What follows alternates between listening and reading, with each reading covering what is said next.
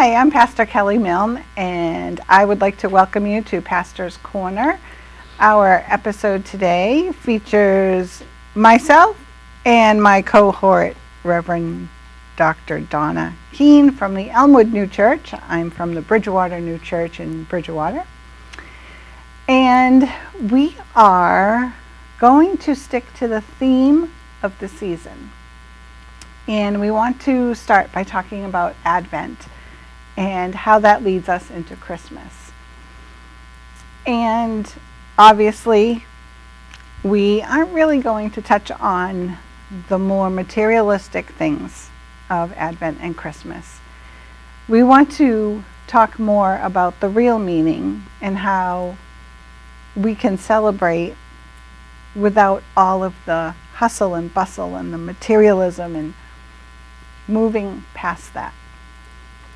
So first of all, I would like to say welcome to the beginning of the church year. If you didn't know, Advent starts the church calendar. We don't start in January or September. It does begin with Advent. So, as we were preparing for today's show, Reverend Donna and I were chatting about the word Advent. And I got my own little Latin lesson from Donna, and would you mind sharing that? Sure. I have always been frustrated because everybody talks about Advent, and they don't really understand what the two parts of the word mean. They're from Latin, and vent comes from venio, which is the Latin word for to come. And ad means to. So when you put those two Latin phrases together, it is to come. Or if you turn them around, it means come to. And I think that both of those interpretations apply to the coming to Christmas and what is going on in our lives and what was going on in the lives of all of the Israelites at that point in time who had been waiting for a Messiah for over 500 years. They waited quite a while. A long time. Quite a while. I also, as we were speaking, we started talking about traveling. And we all travel during this time of year, whether it's down the street, around the corner, downstairs to the dining room. There is some traveling, and we know from the Christmas story and the events that occurred, Mary and Joseph had quite a ways to go. And a few Christmases ago, I did my entire series of Advent on the view of somebody else in the story instead of just the overall. I took someone's point of view, and I took Mary's view, and Mary and Joseph, and they're traveling. Now, if you think about it, which a lot of us really don't get into the details, it's not all flat. Oh, no. Where they were traveling. We're talking mountains and valleys, and you've got your plains and your flat terrain, but think about that. That was not an easy way of travel. Very, very long. It took them a very long time to get to Bethlehem. And then we think about the angels and their traveling and who they traveled to. Pretty significant people who they went to. Elizabeth, Mary. That's before Jesus was born. And then after, it was the shepherds and then the wise men. And we all kind of put it all together that they're all traveling at the same time, and they weren't. There is a series of events that happened. Yeah. Do you have any? Yeah, it falls right in with the reverse definition, because if Advent means to come, and everybody's waiting for Jesus to come, then if you turn that around, it means coming to. And in Advent, the way we celebrate it, we are coming to the birth of Jesus through these 4 weeks of Advent. And when we talk about the joy, hope, peace, love of the Advent season, a lot of that is our own journey every year. I said the other day that every time I come to this season, I always say, I've read the stories, we've all heard the stories, we've practically memorized the stories, and then I'll turn around and I'll look at what I'm reading and I'll go, who put that there? I know I've read this a million times, but it's always been there. The difference is where I am in my own journey, and what I'm responding to in the story is because of how I may have changed in the last year. You know, uncovered something about myself that I hadn't paid any attention to, and now that part of the story is making more sense to me. And I also, in Isaiah, there is a prediction of the Messiah coming, and the imagery that the Israelites use for that is a highway, because they, of all people, are scattered for 40 years, wandering in the wilderness, traveling all the time before they came to the promised land. So there's a connectedness between the Old Testament premonition and promise of a Messiah and what we go through in the New Testament with the coming of Jesus. And that segment of Isaiah is not the only prophecy. No. Oh, no. So many prophecies. And that's interesting as we connect the Old Testament to the New Testament. You know, we've got that space of not nothing happened, but from the Old Testament to the New Testament is about 400 years that we're missing. We don't have any witness to that. Right. But we know that it took place. And I'm always been maintaining that for me, God was sitting up there going, they've got all they need to do the right thing, and they consistently fall away. I guess I'd better get down there and do it myself. Yep. Do this again. Yep. And again, and again, and they still don't get it. Even today. Even today. Yeah, but that's, we know there's this comfort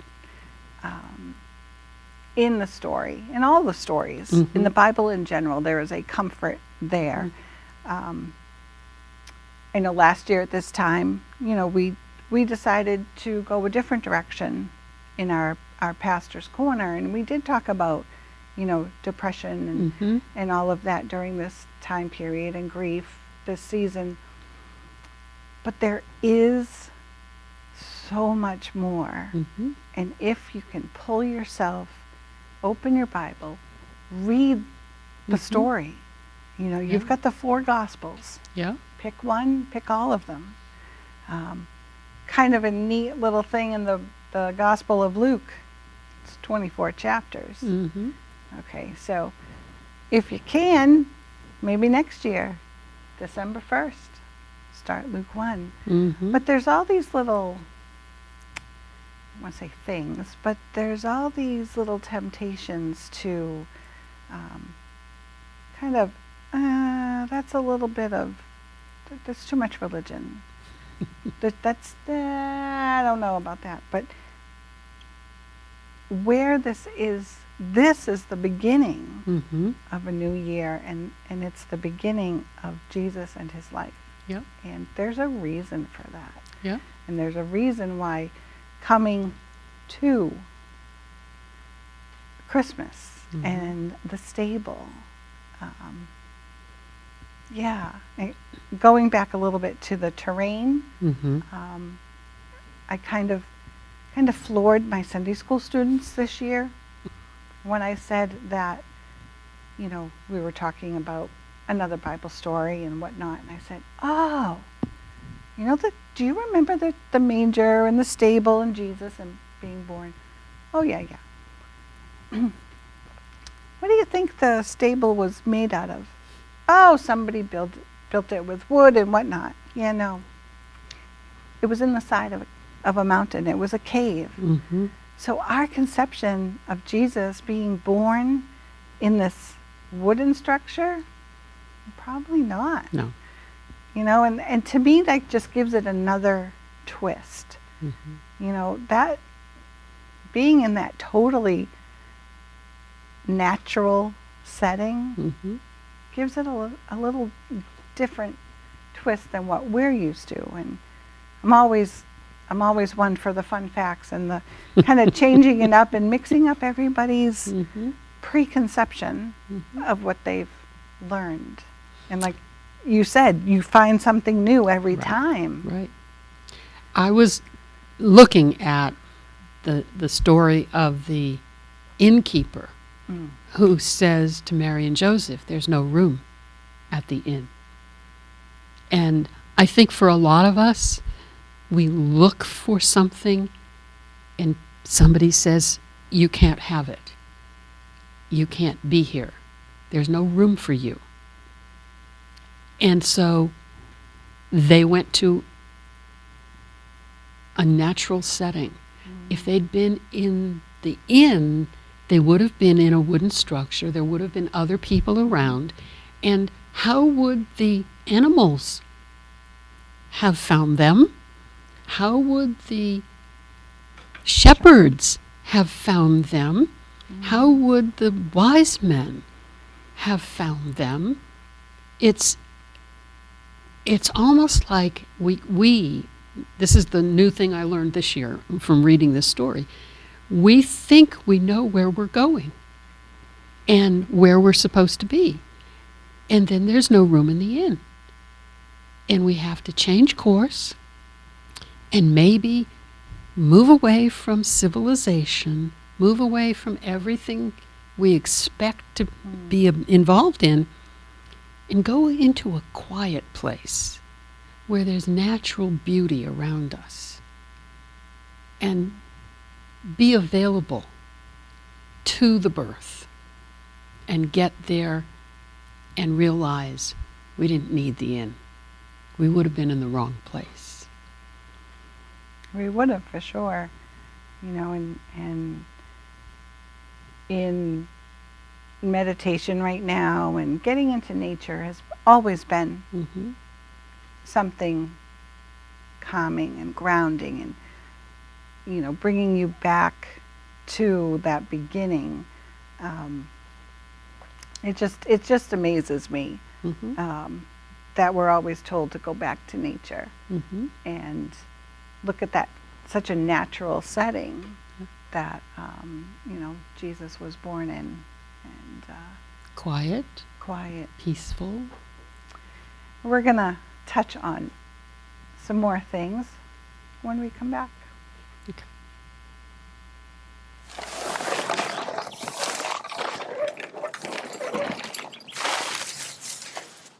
Hey, check it out.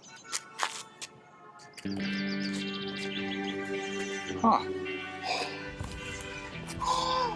What happened to that guy?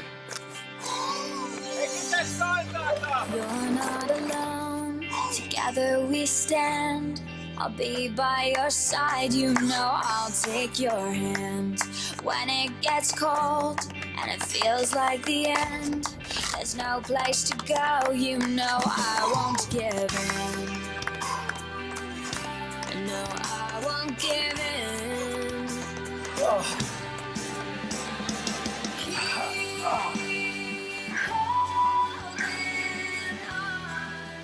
Cause we'll make it through. Keep holding on. I joined the National Guard and never thought I'd be saving lives. It's more than money for college. It's built my character and given me a sense of accomplishment. Now I'm on a career path, and I'm the leader of my team. I put on the uniform, and I have a whole new outlook on life. Country, community, family. That's what matters most to me. If that matters to you, go to 1-800-GO-GUARD.com. Hey, I'm Anderson Cooper. As a parent, you want to make sure that your child knows how to deal with bullying when they see it happening. And chances are they want to help, but they don't really know how. Well, teach them that the best thing to do is calmly walk away, find a teacher or other adult, and speak up. And do your part. Be that adult they can talk to and trust will listen. Join me to help stop bullying. Go to stopbullying.gov to find out more.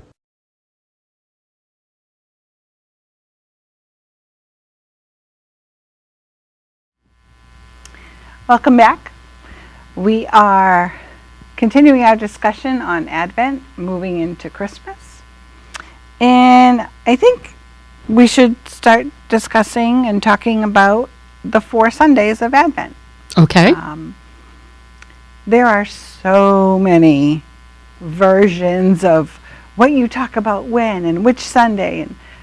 And from what I can tell, hope is always first. Mm-hmm. Love is always the last Sunday. Mm-hmm. And then joy and peace, they can flip-flop. Yeah. However you'd like to do it. Me this year, at church, we're doing hope, joy, peace, and love. And I think you did. Hope, peace, joy, and love. So we've got all 4 in there. Yep. And it's all important. Hope. How many times a day, and I do this, how many times a day do you say, oh, I hope this? Or you text somebody, hope you're doing well. Mm-hmm. Or Mm-hmm. we say it so much, but do we really know what it means? Well, I think it's first because it's what they, Israelites, had been doing for hundreds of years, hoping that a Messiah would come. And that hope sustained them. It seems as though that's what we bring to the Christmas season. You remember when you were a little kid and you hoped you got the thing you wanted. And I think hope springs eternal. That old saying is still true. So I'm not surprised that it's number 1 in the litany of the 4 Sundays. But hope is what held them together. Hope is what they all counted on, that the Messiah would come. Right. And we still hope today. Mm-hmm. There's a lot of things we hope for. Moving right into, we're always hoping for peace. Yeah. We're hoping please. for joy. Yeah. Let's go with joy. Okay. Let's Yeah. Advent and joy Mm-hmm. coming to that birth. Mm-hmm. How much more joy was there? Well, look at the Christmas carols in the hymnal in most churches. Right. How many times does a Christmas carol talk about joy? Right. And especially joy to the world. My favorite. Okay. And that's what came into the world, was the joy that the Messiah had come, and that there was going to be peace on earth. And that as a result, everything that the Israelites had been through all these years, I mean, when you stop and think about it, they were living under the thumb of Rome, in a territory that they used to have and rule themselves, so they'd become enslaved. They could not do certain things. They couldn't vote. They couldn't do an awful lot of things.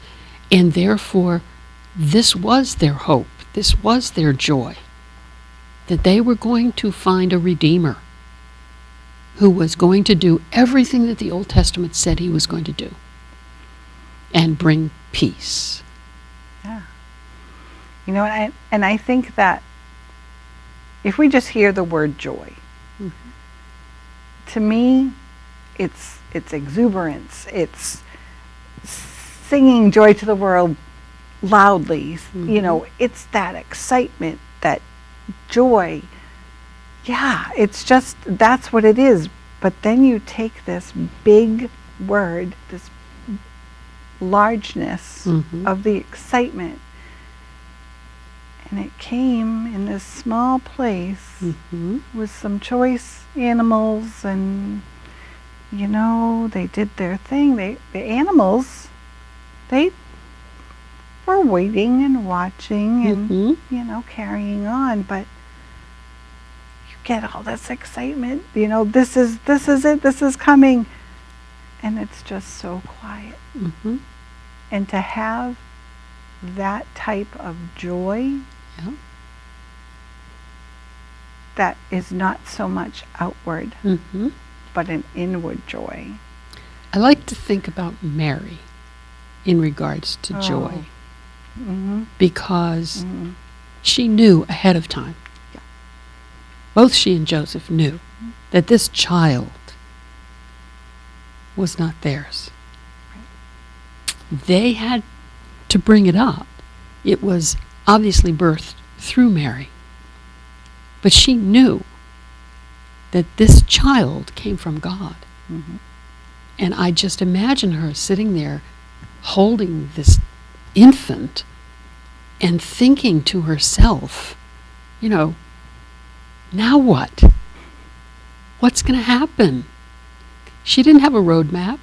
She didn't know what was going to come, but she was quiet and peaceful, holding her baby, knowing that, as the song says, did you know, Mary, when you kissed his face, you were kissing the face of God? And she did, because she knew ahead of time. And so the joy that must have been in her heart must have been absolutely ineffable, not able to be understood by anybody else. Absolutely. But we are talking during Advent of Christ coming into each one of us. Right. That's what we celebrate. We celebrate the birth. We sing all the carols. But in actual fact, every year we open ourselves up to the birth of Christ in us again. Yeah. And then that's when we can go from that joy to that peace. And having that peace. I have actually titled my sermons this Advent, why hope, why joy, and why peace? Why? What is that for you? Right. I know what it is for me, and it, of course, changes all the time. But I like to encourage people to really think about it. What is that for you, and in your life, and in your walk, in your journey? Yeah, it's amazing. And you know, and this happens to be recorded on Wednesday, so I know you've already written your sermon and recorded it, but I've got mine to come. But this Sunday coming is love. And wow, it doesn't get any better. It doesn't. It's the culmination of all the whys. All the whys. The one thing that I'm aware of is that a lot of people look at the religion part and they say, oh, this is an angry God. This is a God saying thou shalt not. This is a God saying, you know, it's a threat almost. You know, they see the Old Testament God as an angry, jealous God. My Old Testament professor told me that in Hebrew, the word for jealous can also be the word for zealous.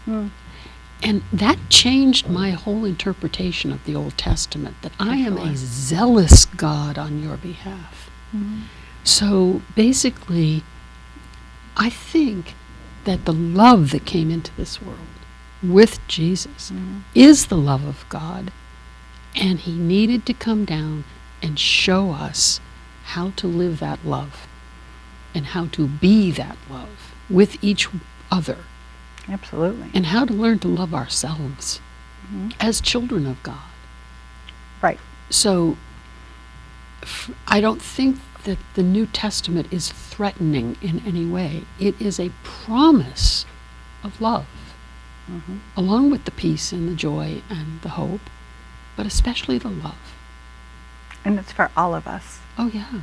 It's not, it's for everyone. Mhm. It's for, everyone, whether you go to church, you don't go to church. Right. You have your own relationship, your own journey. Mm-hmm. It's yours. It's everyone's. Yeah. And this is the time of year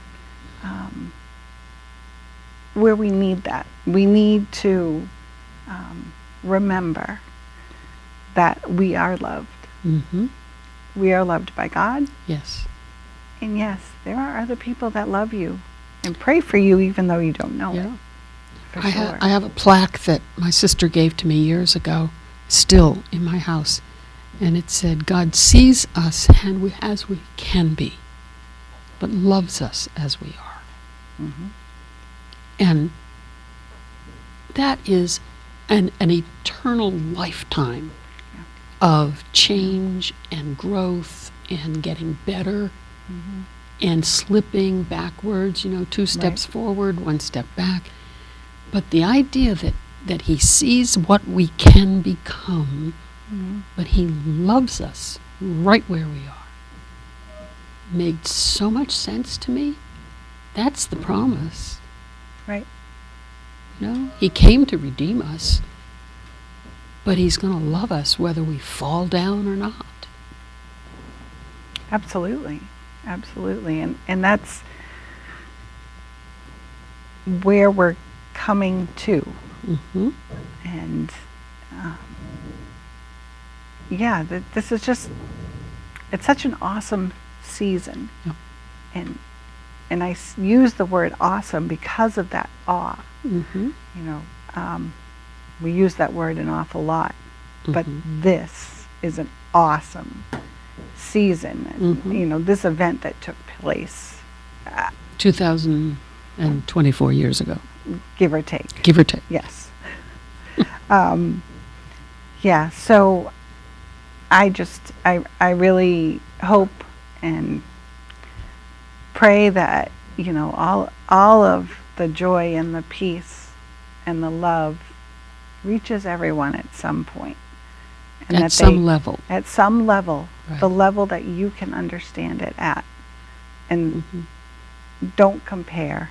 Right. Don't compare. You are entitled to that hope, joy, peace, and love. Mm-hmm. And I think that's just awesome. Awesome. But our time has kind of come to an end already. Yeah. But we will be back. Yeah. And I hope you have a wonderful Christmas. After the miracle that happens. The Absolutely. miracle of infinity finiting itself into a little baby. Absolutely. So, Yeah.